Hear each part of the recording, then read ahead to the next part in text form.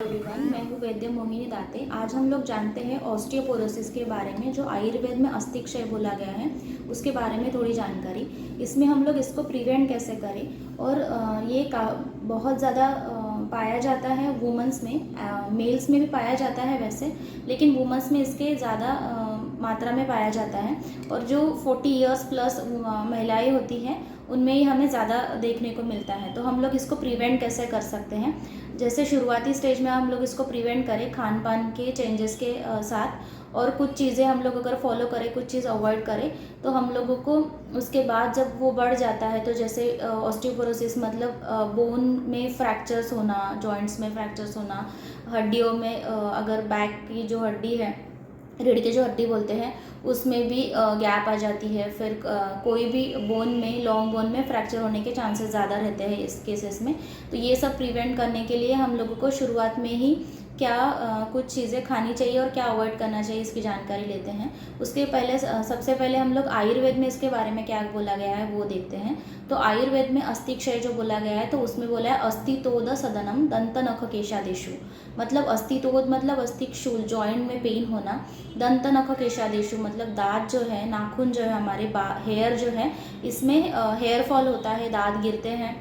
दांत गिरते हैं मतलब उसका टुकड़ा टुकड़ा गिरता है, छोटे छोटे जो बोलते हैं उसके। अगर बाइट भी हुआ है तो उसमें आपको मिलता है कि वाइट वाइट ये टुकड़े टुकड़े गिर रहे हैं। उसके साथ साथ नाखून भी बहुत लोगों के बोलते हैं कि ब्रिटल है, बहुत जल्दी से टूट जाते हैं, ऐसे प्रेस करने के बाद ही टूट जाते हैं।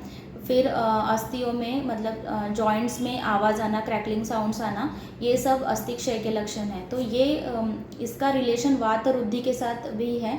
जैसे शरीर में वात का रुद्ध हो जाना, दुष्टि हो जाना वात दोष का, तो उसमें अगर वो बढ़ा हुआ वात अगर अस्थिक में गया तो वो अस्थिक्षूल मतलब जॉइंट पेन उत्पन्न करता है। और अगर वात का शमन करोगे तो अस्थि धातु का जो क्षय है उसकी ट्रीटमेंट हम लोग बहुत इजीली कर सकते हैं। तो ये दोनों का, वात रुद्धि और अस्थि क्षय का ट्रीटमेंट एक ही सा है। जैसे वात वैद्य अध्याय में बोला गया है कि वात को शमन, वात दुष्ट जो वात होता है उसको शमन करने के लिए हमें स्नेहन करना चाहिए। तो अस्थि क्षय के ट्रीटमेंट करने के लिए भी हमें रेगुलरली अभ्यंग करना चाहिए। आप रेगुलरली तिल तेल जैसे तेल जो होते हैं उससे अभ्यंग कर सकते हैं। अभी अगर रेनी सीजन है, विंटर सीजन है, तो इसमें अगर ठंड बहुत ज़्यादा रहती है तो इसमें सरसों के तेल का मसाज, जो स्टिकी ऑयल रहते हैं, तिल तेल जो रहता है ये पकड़ के रखता है, और ये वार्म भी रहता है सरसों का तेल। तो ये हम लोगों को डेली अभ्यंग करना चाहिए इस चीज़ का। तो ये स्नेहन जो डेली डेली स्नेहन होता है तो अस्थि धातु जो है उसको पुष्टि मिलती है, पोषण मिलता है, और जो क्रैकलिंग साउंड वगैरह है ये भी हम लोग अवॉइड कर सकते हैं। और स्नेहन जितना एब्जॉर्ब होगा उतना वात शमन होता है। इसी के साथ साथ स्नेहन और स्वेदन भी बोला गया है, जो स्टीम लेने के लिए बोला है, तो ये भी आप कर सकते हैं। अगर आपको डेली घर में पॉसिबल नहीं है तो आप डेली मॉर्निंग में अभ्यंग करके थोड़ी फुल बॉडी में ऑयल लगा के उसके बाद थोड़ा गुनगुने पानी से नहा सकते हैं। तो इस तरीके से आप स्नेहन स्वेदन से भी प्रिवेंट कर सकते हैं। अभी हम लोग देखते हैं कि जैसे खाने में हम लोगों को क्या करना चाहिए।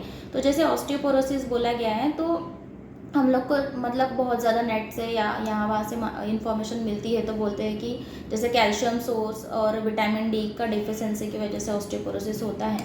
ये एज फैक्टर पे भी डिपेंड करता है कि आपके एज के अकॉर्डिंग टू, और बहुत ज़्यादातर जैसे मैंने बोला कि महिला में पाया जाता है। तो कैल्शियम सोर्स क्या है, तो नेचुरल सोर्स ढूंढना चाहिए उसमें। जैसे लिफी वेजिटेबल्स हो गया, दूध जन्य पदार्थ हो गया, जैसे दूध हो गया, दही हो गया, पनीर हो गया, ये सारे पदार्थ भी कैल्शियम का रिच सोर्स हैं। तो हमें ये चीज़ें रेगुलरली डाइट में रखनी चाहिए। दही का भी जैसे मैंने प्रीवियस वीडियो में बोला कि कब खाए कब नहीं खाए, इसके साथ अगर आप दही सेवन करेंगे तो वो भी आपके लिए बहुत अच्छा है। उसके बाद हम लोग देखते हैं कि जैसे फास्ट फूड, जंक फूड हो गया, मॉर्निंग में एम्प्टी स्टमक बहुत लोग चाय पीते हैं, जो एसिडिक जो लिक्विड्स रहते हैं या तो एसिडिक फूड जो रहता है वो हमें ज़्यादातर तो अवॉइड करना चाहिए। बहुत ज़्यादा एसिडिक अगर आपका खाना है तो आपको उसका ऑस्टियोपोरोसिस में भी बहुत ज़्यादा पॉजिटिव फैक्टर मिलता है, कि वो भी एक पॉजिटिव फैक्टर है उसमें कि एसिडिक बहुत ज़्यादा नहीं खाना चाहिए। उसी के साथ साथ हमें जो है जंक फूड जो बोला गया है, तो मैदे वाली चीज़ें, ये सब चीज़ें हेल्दी तो नहीं होती है लेकिन पेट भर जाता है, तो ये चीज़ें अवॉइड करते हुए हमें घर का सात्विक डाइट खाना चाहिए। उसी के साथ साथ हमें जैसे एक्सरसाइज बोला गया है, थोड़ा नॉर्मल वॉकिंग एक्सरसाइज हो गया, योगा हो गया, सूर्य नमस्कार हो गया।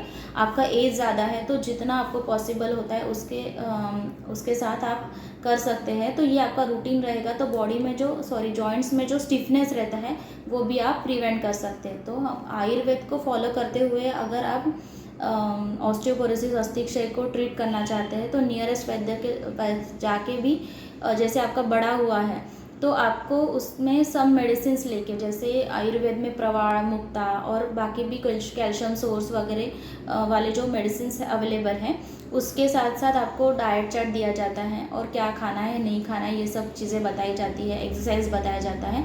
तो इससे साथ आप प्रिवेंट कर सकते हो, नहीं तो आप ये अवॉइड करोगे तो आगे जाके आपको इंजेक्टेबल्स लेने पड़ेंगे बोन को डेंसिटी मेंटेन करने के लिए, बोन डेवलप करने के लिए, क्योंकि वहाँ पे फिर अगर पोरोसिस हो गया हड्डियों की। दूसरा कोई टॉपिक जिसमें रूटीन में महिलाओं में या तो फिर मेल्स में हमें ज़्यादा तौर पर क्या मिलता है और उसका हम लोग घर पे कैसे इलाज कर सकते हैं, और उसका अगर ज़्यादा हो चुका है तो आप वैद्य के पास जाके कैसे उसको रूल आउट कर सकते हो, कैसे उसको प्रिवेंट कर सकते हो, और आगे आने वाली बहुत ज़्यादा सीवियरिटी जो होती है वो डिसीज़ का अवॉइड कर सकते हो। Thank you everyone.